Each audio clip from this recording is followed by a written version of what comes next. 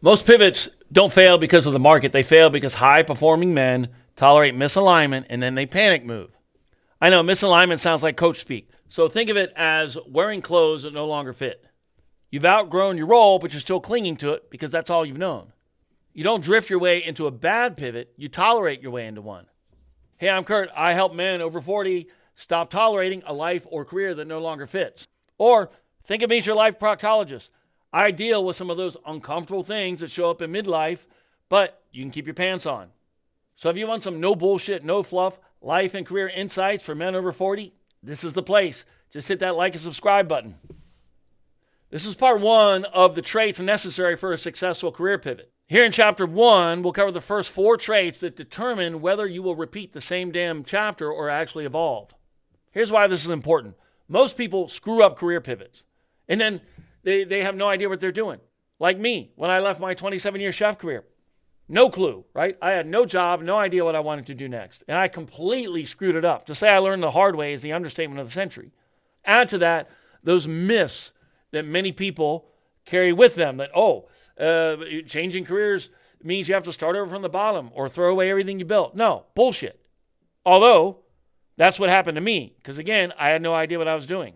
The key to a successful career pivot is having a strategy, or as I call it, a recipe. Why do chefs use recipes? To predict success. Same thing with your career pivot. Now let's get into the first 4 traits that will help determine a successful career pivot. 1, you need direction, GPS. It's not about what you're escaping, it's about what you're moving towards.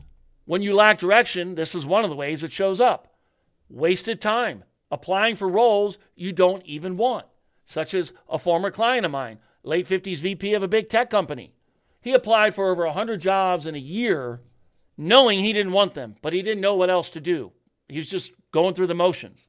Once we started working together and gave him direction and a more targeted approach, he found something within 3 applications. If you're not fired up about a role, don't go after it, right? Otherwise, it's just different title or different job, same emptiness, right? That's toleration in a new suit. What men lack more than direction is honesty about what they're done tolerating. Think of it this way. If your energy spikes talking about leaving, but flatlines talking about where you're going, you're not pivoting. You're running, and that's not reinvention. That's career cardio. Trait number 2, humility. Let go of this attitude of, I should already know this. It's bad enough that men typically don't ask for help when we need it. But throw in, I should already know this, and that makes asking for help even harder because there's shame involved. You feel like asking for help feels like losing status because your identity is still welded to who you used to be. Don't confuse competence with self-worth. I never asked for help, okay? Because I thought I should know this, right? That cost me 5 years of my life and $250,000 in lost potential earnings. I'm like the poster child for everything that can go wrong with a career pivot. You know what I learned once I finally did ask for help? I was kicking myself for not doing it earlier. Trait number 3, adaptability. The times are changing, and not just because of AI. The workforce is changing, so update your playbook instead of defending it. There's one sentence that is a career pivot killer that I've heard several times among working with clients, and that is, I've never had to do it this way before. Because there's this attitude of, well, I've already proved myself. And yeah, you probably have. But that logic only works until the game changes. And the game has most definitely changed. It's not 2000 anymore. Trait number 4, emotional resilience. Can you handle rejection without spiraling? Does one no turn into a 3-day shame hangover? Then you stop moving and call it strategizing. Men don't fear rejection so much as they fear what it might confirm, that they're becoming irrelevant. You established yourself already. You've had respect and recognition and accomplishments, but maybe you're trying something different this time. When a man starts questioning his irrelevance, he starts questioning his identity, who he is at his core. And that is a gut punch from hell. Because then you start second guessing everything. This is what happened to me. Your confidence starts to shrink. You don't feel quite like yourself. You stop taking risks. You start tolerating things that you wouldn't have tolerated a few years ago. And you daydream about the way things used to be. I can't tell you how many times when I went through the same thing, I thought, shit, I just want my old self back, right? The guy who was full of confidence, kicking ass, ready to climb any mountain. But look, resilience isn't positive thinking. It's shortening recovery time.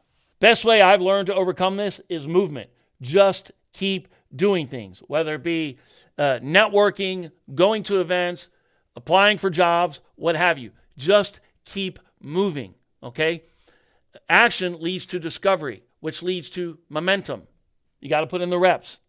If any of this feels uncomfortable to you, good, because that's awareness replacing toleration. Part 2 covers the traits most high achievers avoid because they hit identity even harder. So if this hits home and you feel stuck or like you're circling the same decisions, I run a short, private 3-day workshop once a month for men who've been tolerating a life or career that no longer fits. And you'll walk away with one life or career decision that you could put into action now so you can retake control, regain momentum, and your edge. The link to register is in the description of the video. Cheers.